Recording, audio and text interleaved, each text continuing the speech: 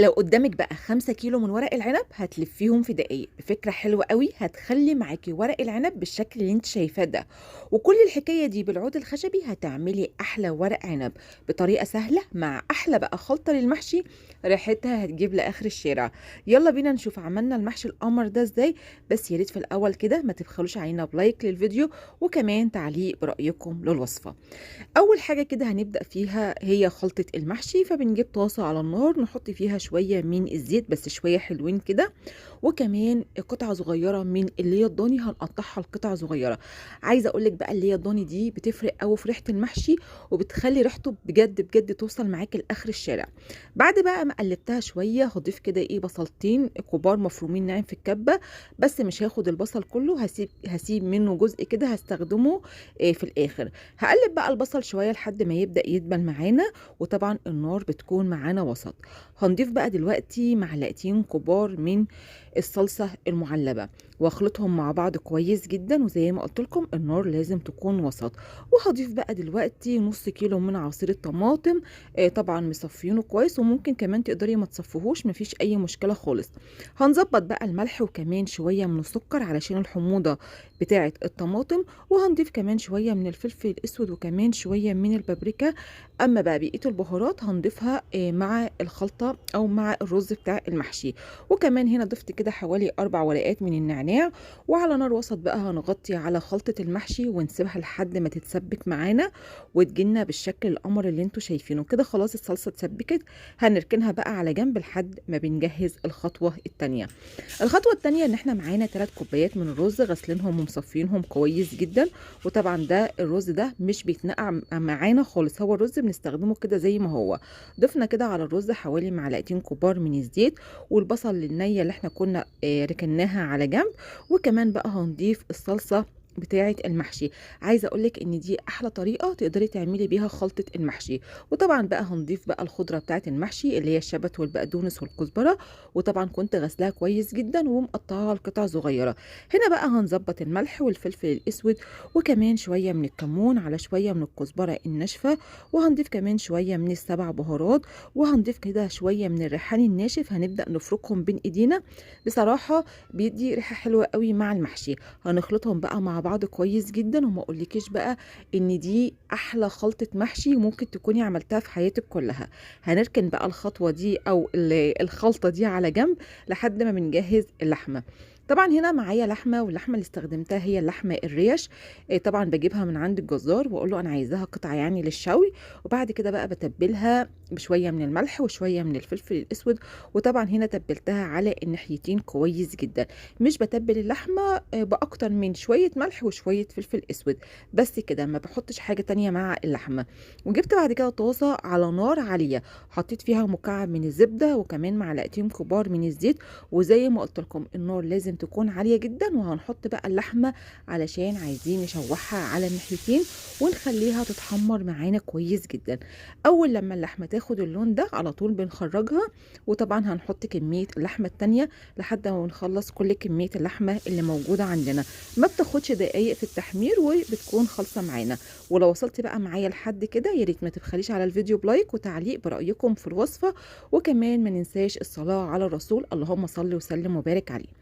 هنجيب بقى الحله اللي احنا هنشتغل فيها ونحشي فيها المحشي. هحط فيها بصله متقطعه لشرايح او حلقات وجزر وطماطم، وهنتبلهم بشويه من الملح وشويه من الفلفل الاسود، وهندعكهم كويس بالشكل ده. تقدري كمان تضيفي كده ورق عنب لو انت حابه ان انت تضيفيه على بقيه الخضار. وطبعا هنبدا دلوقتي نجيب اللحمه ونبدا نوزعها، وشويه السائل اللي كانوا في اللحمه هنبدا برضو نحطهم على اللحمه بالشكل ده. فاكرين طبعا ورق العنب اللي احنا كنا خزناه مع بعض؟ هتلاقوها عندي في القناه، بصراحه معمول بطريقه حلوه قوي. وتعالوا بس كده اسمعكم واحنا بنفتح ورق العنب. سامعين؟ لازم الصوت ده تسمعيه وانت بتفتحي ورق العنب كانك شارياه من بره بالظبط. طبعا ورق العنب ده قبل ما بنستخدمه لازم نغسله كويس جدا جدا جدا وهنصفيه، وهنبدا دلوقتي ان احنا نشتغل بيه. وبجد مش مجامله، دي احلى طريقه ممكن تخزني بيها ورق العنب بالشكل ده. تعالوا بقى هنا اقول لكم ازاي نلف ورق العنب بسرعه كبيره جدا. بنجيب كيس الكيس ونبدأ نحط كده عليه ورق العنب، وبعد كده نحط حوالي معلقة صغيرة من الرز ونقفل ورق العنب بالشكل ده، وهنجيب الكيس وبصوا بقى عارفين العود الخشبي هنبدأ نلفه حوالين الكيس هنلاقيه بيتلف معانا في منتهى السهولة. مش بتعرفي تشتغلي بالعود الخشبي مسطرة تقدري تلفي برضو بيها بالشكل ده كأنك عندك مكنة ورق العنب بالظبط.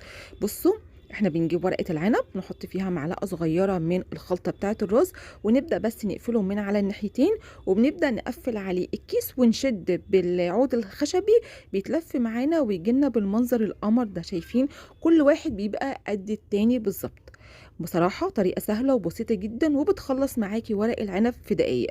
هنجيب طبعا بقى كده الحلة اللي احنا هنحط فيها ورق العنب ونبدأ بقى نرص ورق العنب بالطول وبالعرض، يعني بنحط 4 بالطول وبعد كده 4 بالعرض لحد ما بنخلص الحلة كلها. طبعا عايزة اقولك ان طريقة الرص دي جميلة جدا وبتبقى شكلها حلو، وفي الاخر لما بتقلبي الحلة بتتقلم معاكي في منتهى السهولة. وهنجيب كمان شرايح ليمون هنبدأ نوزعها على ورق العنب بالشكل ده، واظن بقى المنظر لوحده بيتكلم عن نفسه يعني مش محتاج اي توضيح. كان عندي بقى شوربة لحمة او شوربة فراخ حطيت عليها كده معلقة كبيرة من الصلصة وقلبتهم كويس مع بعض، وطبعا الشوربة سخنة هبدأ اضيفها كده على المحشي. ومعروف مفيش اي شوربة بتغطي المحشي، يا دوبك الشوربة بتكون على قد السطر قبل الاخير.